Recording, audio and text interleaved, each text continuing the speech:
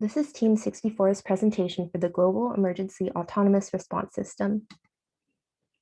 Every year, communities are devastated by natural and man-made disasters and require outside resources for basic survival necessities like food, water, shelter, and medical supplies.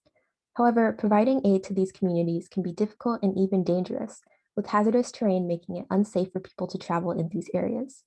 With this in mind, the Global Emergency Autonomous Response System, GEARS, was designed to autonomously maneuver through hazardous environments, track all hazards encountered, map its final route, and safely deliver cargo upon reaching its target destination.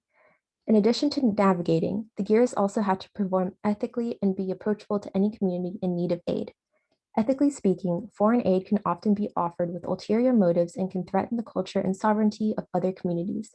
To avoid this issue and keep in line with the Engineering Code of Ethics, the GEARS provided only basic humanitarian aid and aimed to be transparent in its communication of the contents of the cargo being delivered. In order to be beneficial to any culture in need, the GEARS utilized universal labels to communicate in a way that would transcend language barriers and reassure the people in need that they were being approached peacefully with materials for their benefit.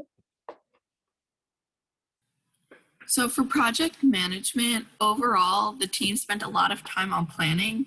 The goal was to plan everything out in great detail so that there was a good backbone to help support the project. Several charts were used, such as the Gantt chart, the work breakdown structure, and a technical requirements chart to help us organize our thoughts. For actually working on the project, we split up some of the requirements. The code was mostly done by Craig with some help from everyone else when he needed it. Thomas built the robot quickly after we decided on a good design, while Shakti, Amy, and Marissa helped out wherever and kept good documentation. After that, everyone worked on the robot and presentation together. As you can see on this slide, the goal was to build the robot fairly quickly so that we would be able to run code tests when needed. Also, throughout the project, the team made sure to keep the documentation updated and to start on the other deliverables early to prevent working on everything last minute. Here are some images of our thought processes to help us plan out and organize everything for our project. Alright, so first things first. We need to actually build the robot, and what better place to start than the driving base? If the robot can't effectively move, it can't navigate the maze and deliver the cargo. So we had a couple of sources of inspiration for this. First off was a car that operates on two-wheel drive with a mechanism to move the front wheels to be able to steer. We thought, hey, could we use that? Maybe. We also thought about the Mars rovers, which has to navigate over treacherous terrain. And we found that it used all-wheel drive. So it used six-wheel drive. In this case, could we use a four-wheel drive? Also similar to some cars. So we decided to put these two ideas to the test. We have two different prototypes, as you can see right here, and we wanted to determine the turn radius. This is a huge issue because inside a maze, there's going to be tight quarters, and thus you want your turns to be tight, not big. And what we found was that a two-wheel drive, the picture on the right, the two back wheels end up acting as dead wheels, so now those motors had to overcome the force of friction to drag them along, and the turn radius was the entire length of the robot, which is not good. On the other hand, with the four-wheel drive, the pivot point was closer to the center, and thus we were able to make very tight turns, which is magnificent for the maze, and thus was the design that we went with. Next thing we need to tackle, cargo deployment. If we can't actually deliver the cargo, then what's the point? So we all talked about what we did in last semester's project 3, where we had to also transport cargo and deliver it. What we found was that we had a similar mechanism in mind. We all tried to use gravity to do a lot of the work for us, and then just tried to use a motor in order to hold it in until it needed to be deployed. So we decided, hey, let's use that again. So we made a very simple ramp with a couple walls on the side to keep the cargo from sliding out. We'd have the gate up when the cargo was being transported, and when we wanted to transport it, we'd lower the gate and allow the cargo to slide right out. Another thing, the cargo container. this is a lot different from the previous project in which we had pre-made cargo that we needed to work around. With control of our own cargo size, we decided to go for something spatially efficient. We didn't want to make something very long that would take up a bunch of space, so we settled on a cube-like design. It ended up being a 3" by 3" by 3.5" cube, with a lid that was longer in the corners, so it would kind of lock into place. The handle, instead of sticking physically out, would be more of an indentation, as you can see right here. Stick your finger inside and then just pull up to open it. Originally, we were going to use a Lego axle to connect the two parts. However, the hole ended up being too small, so we used a piece of yarn. Finally, we need to think about what sensors that we need. First off, we knew we need to be able to have 3 ultrasonic sensors. We need to be able to detect the right side of the maze, the left side of the maze, and the front of the maze. We need to be able to see how close we are to either the left or the right wall to make adjustments, or if we see an opening, to make a turn. We also need to be able to see the front because we need to be able to detect dead ends. We also need an IMU and an infrared sensor to detect the magnetic and infrared obstacles that would be in our path. We also added a gyro sensor to be able to track our degree rotations, so the robot can adjust itself if it is off course.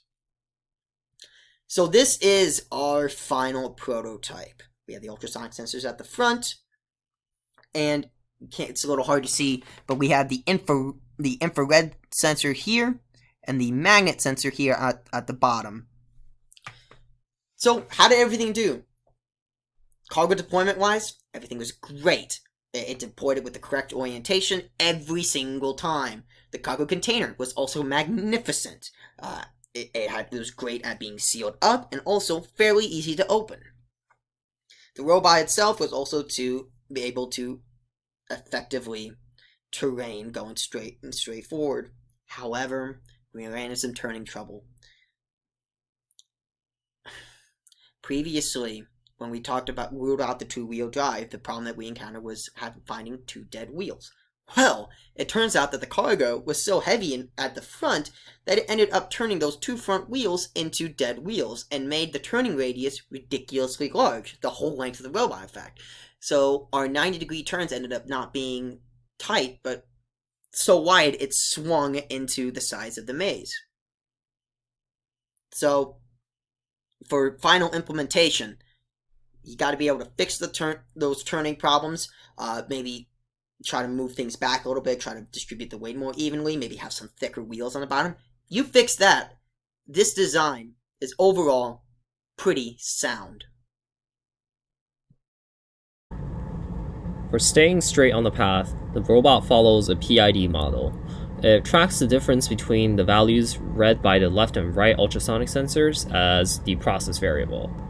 After doing many rounds of testing, we ended up using roughly the same proportional constant as derivative constant, while using a significantly smaller integral constant, as you can see on the left. The control signal calculated by the PID model is the degrees the robot needs to turn in order to stay straight on the path, and the degrees adjusted is also added to an absolute direction of the robot, which helps us keep track of the gear's orientation throughout the maze. Next, moving on to hazard detection. We started by experimentally determining values of the magnitudes of the hazard relative to the distance from the hazard as the gears approaches the hazard for both the magnetic sensor and the magnetic hazard and the infrared hazard. As you can see on the left, the results are in a graph.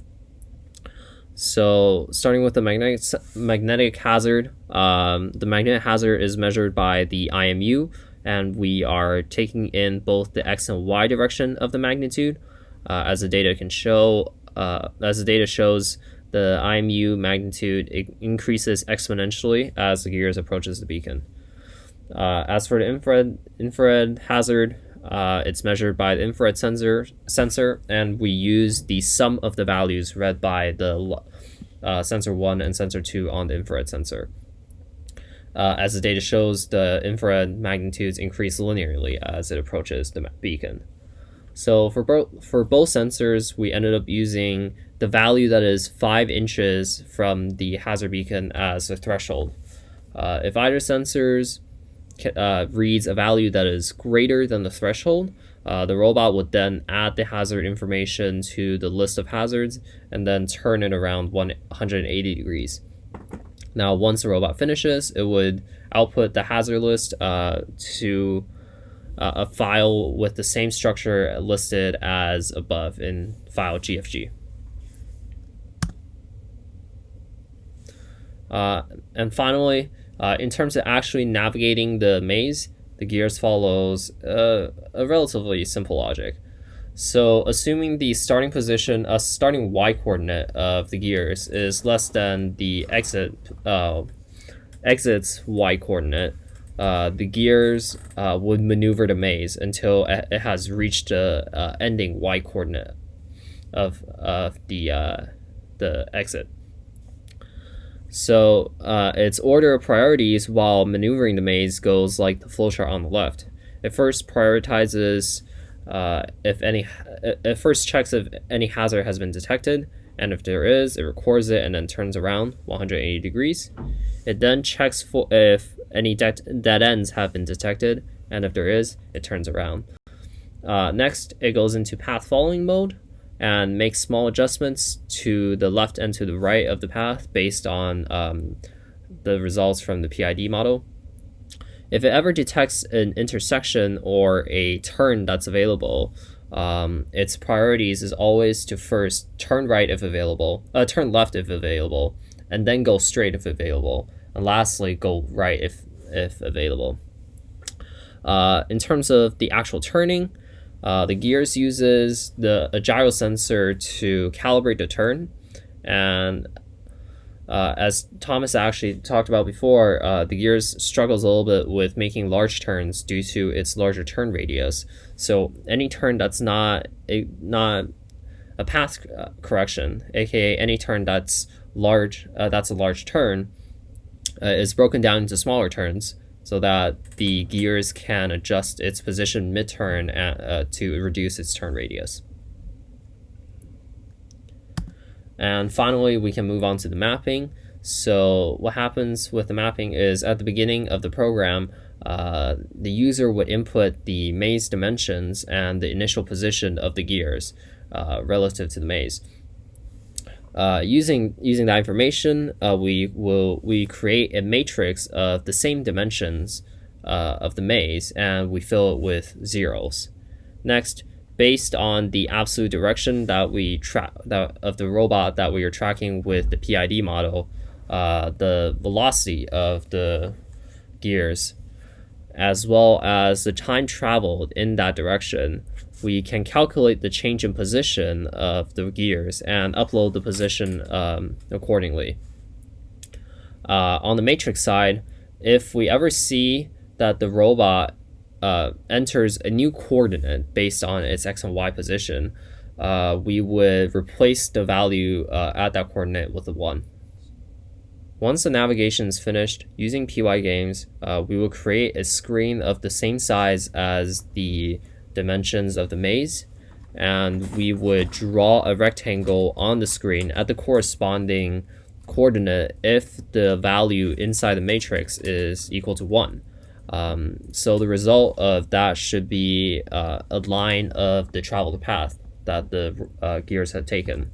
So as you can see on the left, we have a bit of a white dash that is roughly the distance our gears traveled in the demo, but it shows that it does work. At the final demo, the gears prototype was mostly successful. It was unable to traverse the entire maze, but was able to perform other tasks individually, such as initially avoiding walls, creating a map of its path, and dropping off the cargo. The created cargo labels were also deemed acceptable. The robot was able to successfully make its first left turn, but had trouble repositioning on its path afterwards, making its second right turn very narrow and tight. As a result of this, the robot could not complete the maze. Although it was able to turn away from dead ends, magnets, and infrared sensors during testing, the robot did not encounter any of these obstacles during the final demo. An area for improvement could be better managing tight turns. During the demo, the robot was unable to make its second turn because it did not have enough room. A possible solution for this could be to make the driving base more narrow and compact so that the robot could have a smaller turning radius. However, another solution could be adjusting the repositioning and centering of the gears after making its first turn. While correcting its path, the robot often sends the clear pathway to its left instead of continuing straight. The robot would then drive slightly left into the wall, causing difficulty on a right turn. The wheels on the robot also created friction when rubbing against the paper, keeping it from smoothly traversing and turning through the maze. A possible solution for this could be to remove the rubber off the wheels to ensure smoother travel. While the cargo was able to be deployed successfully, there was no signal, such as a light or sound, to demonstrate that the task had been completed. This would be something to add for an improved design. Overall, the Gears prototype was mostly successful, and just a few adjustments could greatly improve the design. Thank you from Team 64.